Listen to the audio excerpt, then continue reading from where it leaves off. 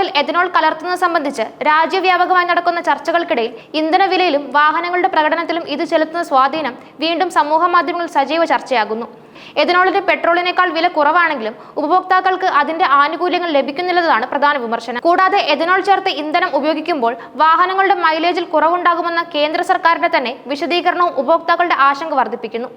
ഇന്ധനവില വർധനവ് രാജ്യത്ത് ഒരു പ്രധാന സാമ്പത്തിക പ്രശ്നമായി തുടരുമ്പോൾ എഥനോൾ മിശ്രിതം വില കുറയാൻ സഹായിക്കുമെന്നായിരുന്നു പൊതുവായ പ്രതീക്ഷ. ഉദാഹരണത്തിന് 95% പെട്രോളും 5% എഥനോളും ചേർത്ത E5 ഇന്ധനത്തിന് 102 രൂപയായിരിക്കുമ്പോൾ പെട്രോളിന്റെ അളവ് 80%-മായും എഥനോൾ 20%-മായും വർദ്ധിപ്പിക്കുന്ന E20 ഇന്ധനത്തിനും അതേ വില തന്നെയാണ് ഈടാക്കുന്നത്. ഇത് വില കുറഞ്ഞ എഥനോളിന്റെ സ്വാധീനം ഇന്ധനവില കുറയ്ക്കുന്നതിൽ യാതൊരു പങ്കും വഹിക്കുന്നില്ലെന്ന് വ്യക്തമാക്കുന്നു. ലിറ്ററിന് ഏകദേശം 65-70 രൂപ മാത്രം വില വരുന്ന എഥനോൾ 80-90 രൂപ വില വരുന്ന പെട്രോളിനെ അപേക്ഷിച്ച് വളരെ വില കുറഞ്ഞതാണ്. പ്രാദേശികമായി ഉൽപ്പാദിപ്പിക്കുന്നത് കാരണം എഥനോളിന് അസംസ്കൃത എണ്ണയേക്കാൾ വളരെ കുറഞ്ഞ ഉൽപ്പാദന ചെലവാണ് ഉള്ളത്. എന്നിട്ടും അതിന്റെ പ്രയോജനം ഉപഭോക്താക്കൾക്ക് ലഭിക്കുന്നില്ല എന്നത് സാമ്പത്തിക വിദഗ്ധരും സാധാരണക്കാരും ഒരുപോലെ ചോദ്യം ചെയ്യുന്ന വിഷയമാണ്. പെട്രോളിൽ എഥനോൾ കലർത്തുന്നത് വാഹനങ്ങളുടെ പ്രകടനത്തെ എങ്ങനെ ബാധിക്കുമെന്ന ചർച്ചകൾക്കിടയിൽ കേന്ദ്ര പെട്രോളിയം മന്ത്രാലയം നൽകിയ വിശദീകരണം ഏറെ പ്രാധാന്യമർഹിക്കുന്നു. 20% എഥനോൾ ചേർത്ത പെട്രോൾ ഉപയോഗിക്കുമ്പോൾ വാഹനത്തിന്റെ മൈലേജിൽ ആനുപാതികമായി കുറവുണ്ടാകുമെന്ന് കേന്ദ്രം ഔദ്യോഗികമായി അറിയിച്ചു. ഇത് വാഹന ഉടമകൾക്കിടയിൽ നിലനിന്നിരുന്ന ആശങ്കകൾക്ക് സ്ഥിരീകരണം നൽകുന്ന ഒന്നായിരുന്നു. എഥനോളിന് പെട്രോളിനെ അപേക്ഷിച്ച് ഊർജ്ജ സാന്ദ്രത കുറവാണ്.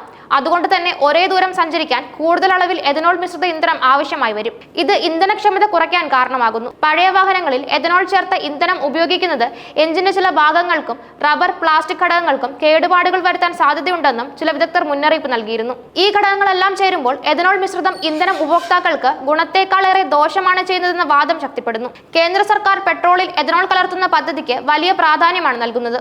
ഇറക്കുമതി ചെയ്യുന്ന അസംസ്കൃത എണ്ണയെ ആശ്രയിക്കുന്നത് കുറയ്ക്കുക, കർഷകർക്ക് പുതിയ വരുമാന മാർഗം ഉണ്ടാക്കുക, പരിസ്ഥിതി മലിനീകരണം കുറയ്ക്കുക തുടങ്ങിയ ലക്ഷ്യങ്ങളാണ് ഈ പദ്ധതിക്ക് പിന്നിൽ. 2025ഓടെ രാജ്യത്തെ എല്ലാ പെട്രോൾ പമ്പുകളിലും 20% എഥനോൾ കലർത്തിയ ഇന്ധനം ലഭ്യമാക്കാനാണ് സർക്കാർ ലക്ഷ്യമിടുന്നത്.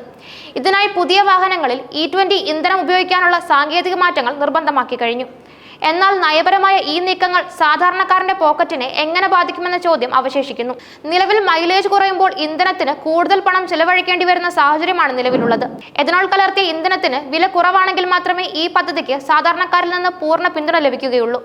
സർക്കാരിന്റെ ഈ നയങ്ങൾ ഭാവിയിൽ ഇന്ധനവിലയിലും വാഹനങ്ങളുടെ പ്രകടനത്തിലും പൊതുജനങ്ങളുടെ സാമ്പത്തിക ഭാരത്തിലും എന്ത് മാറ്റങ്ങൾ വരുത്തുമെന്ന് ഉറ്റുനോക്കുകയാണ് എല്ലാവരും.